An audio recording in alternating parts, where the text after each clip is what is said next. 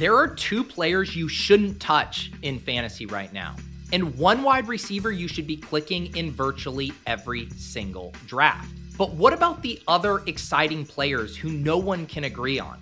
A couple top rankers say a round 2 bell cow running back is undraftable at their current price, while another top ranker is still aggressively drafting them.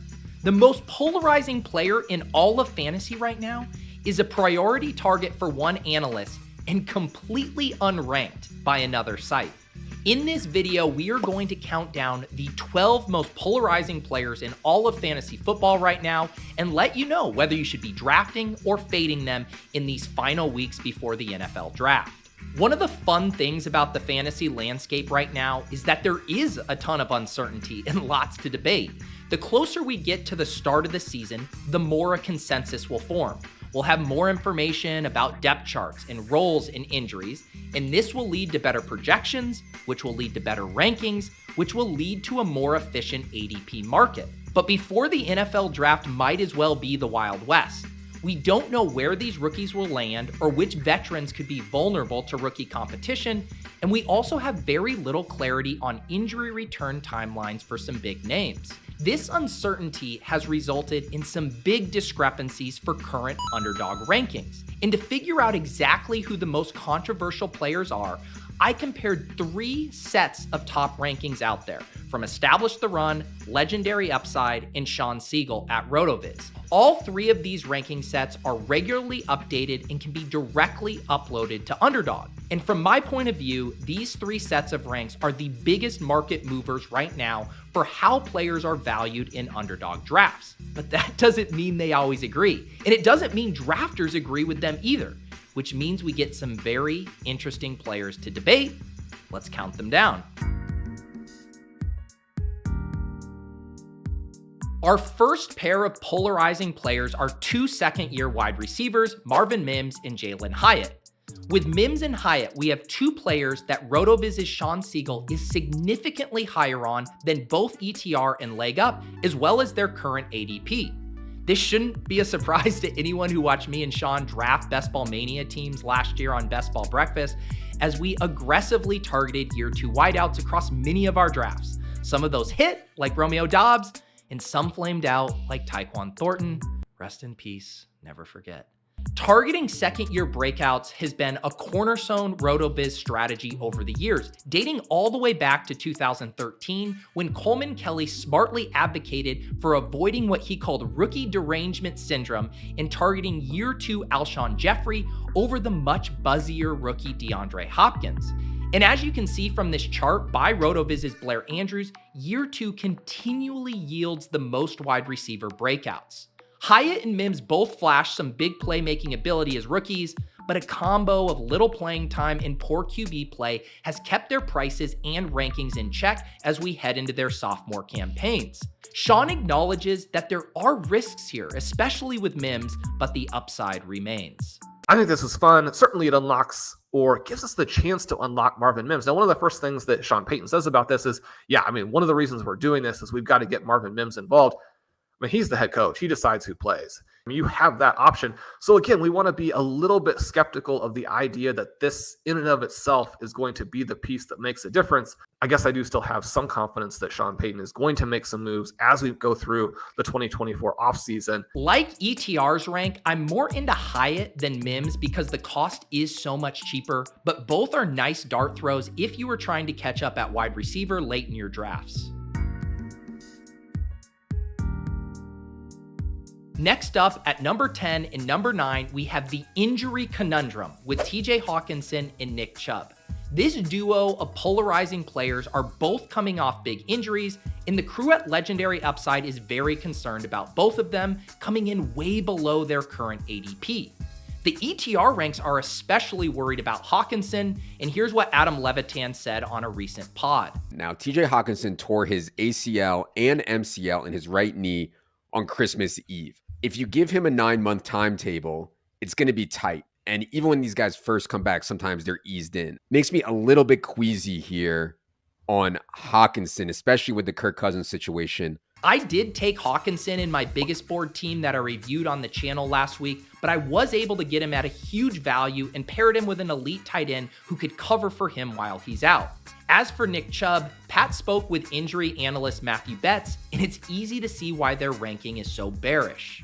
I've been kind of scared by that injury. I know it required multiple surgeries. I know there was some involvement of like other stuff other than the ligaments. So you have, recovery, tissue healing from 2 different surgeries. The actual ACL didn't happen until November as far as the surgery to reconstruct that. If Chubb ever gets back to being who he was before this most recent injury, at this point of his career, I would be absolutely shocked. It is worth noting that even though ETR is way below on Hockenson, they're slightly ahead of ADP on Nick Chubb, which speaks to how difficult he is to rank right now.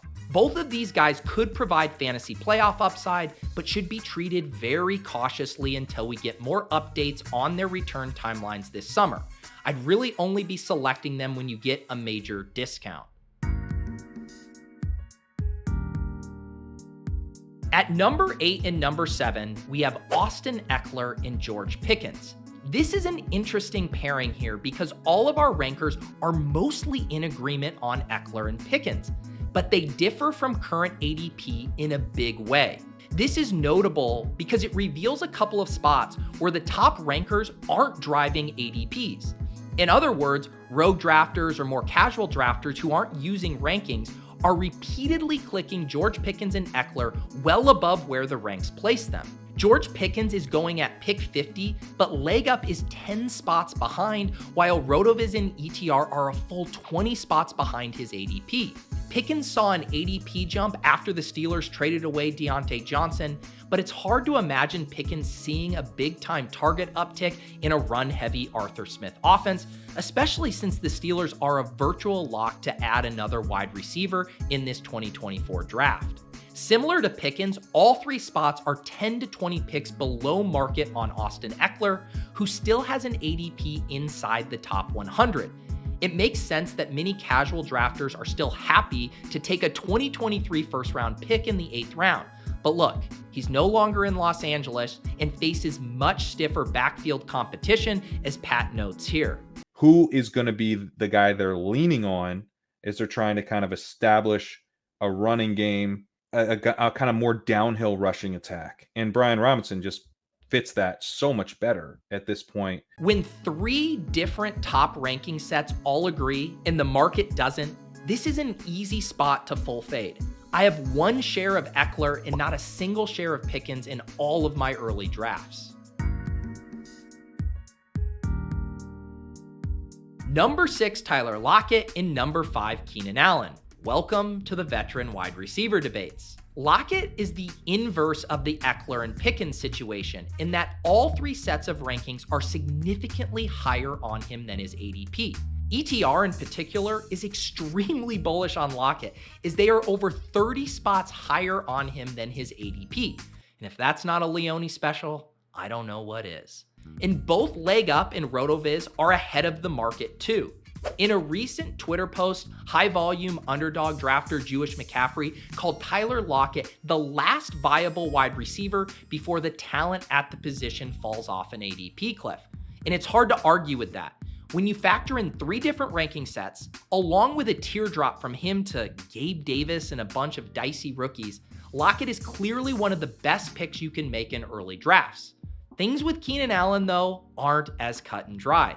Leg Up is right in line with Keenan's mid-4th round ADP, but ETR is significantly lower on him, while Rotoviz is significantly higher on him.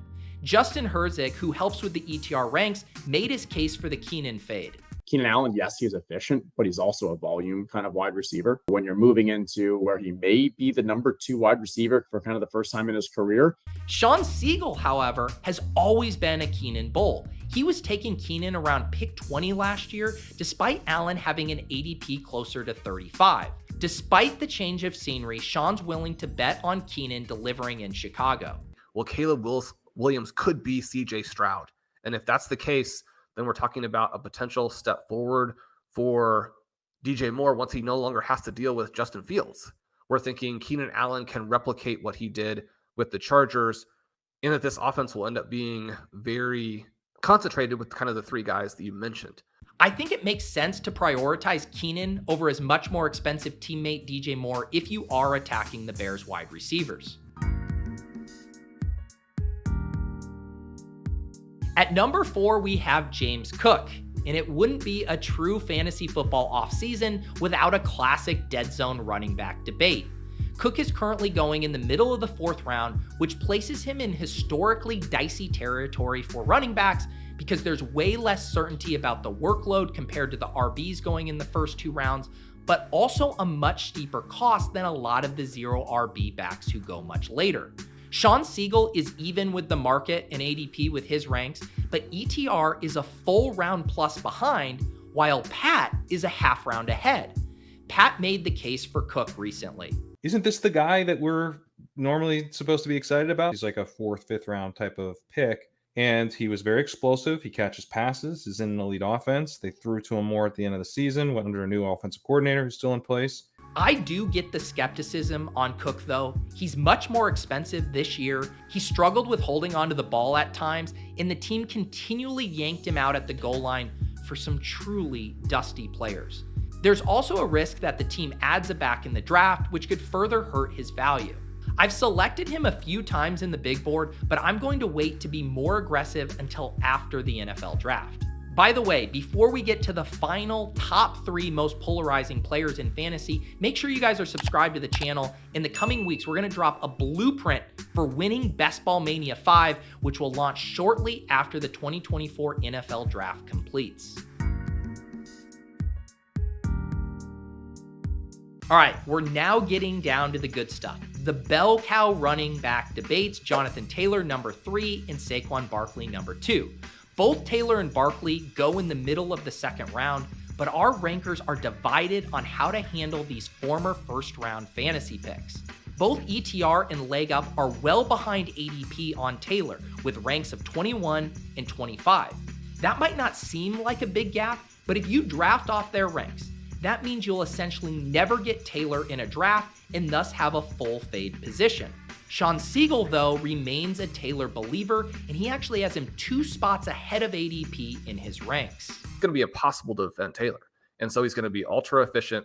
And I mean, you could have this massive rushing season. And then again, if we're talking about best ball and the individual games, I think the upside is just absolutely massive. JT is so tricky to me. He didn't look nearly as explosive down the stretch last year, but there is reason for optimism if he enters the season fully healthy and Anthony Richardson unlocks some big running lanes for him. For now, I've largely avoided Taylor in drafts, preferring to take a round 2 wide receiver or Devon Achane instead, but I'm not confident about it when Sean remains so bullish. With Barkley, we have an interesting dynamic where the market is extremely bullish after he signed with the Eagles, but our rankers are skeptical. Similar to JT, ETR and Sean's ranks in the 30s are a full round and a half below ADP, meaning they are essentially full fading Barkley despite his upgraded change of scenery. Pat and leg up are also behind ADP, but only by 6 picks. Pat explained why they wanted to stay somewhat close to the market price with their rank. There was going to be optimism for him wherever he went, because you don't really bring Barkley in if you don't plan to give him the whole backfield. And so he was going to go somewhere and it was going to look like he has the whole backfield and people were going to be psyched about that. He almost had to go to like Carolina or something before people were like, oh no. I haven't selected Barkley a single time in my early big board drafts because, similar to the situations with Ekeler and Pickens, when 3 top sets of rankers are all independently well below ADP on a guy, this is a signal to fully fade an RB who is overpriced. Barkley on the Eagles could be fun, I will concede that, but this price does not bake in the fact that the Eagles offense could continue to struggle like it did late in 2023, and that Barkley could become the next goal line victim of the tush push. All right, we finally arrived at the most polarizing player in fantasy football and the ultimate riddle, Justin Fields. It's been an insane offseason for Fields, who has always been a much better fantasy quarterback than real-life quarterback, which does explain why the Bears were quick to dump him and move forward with Caleb Williams. In a stunning fall from relevance, the NFL largely ignored Fields being on the trading block, which I still contend was insane, especially for teams like the Raiders and Broncos, who should have kicked the tires. But anyways, Fields lands in Pittsburgh with old Artie Smith to play second fiddle behind another disgraced quarterback, Russell Wilson. Because Tomlin is on record saying Wilson is the starter, ETR doesn't even have Fields ranked right now. They're saying he's undraftable. They are making a calculation that there's no guarantee Fields plays at all this year, and thus you can't take a risk on a dead roster spot this early in drafts. But Sean Siegel says not so fast. He couldn't possibly disagree more. Justin Fields is going to win from day one.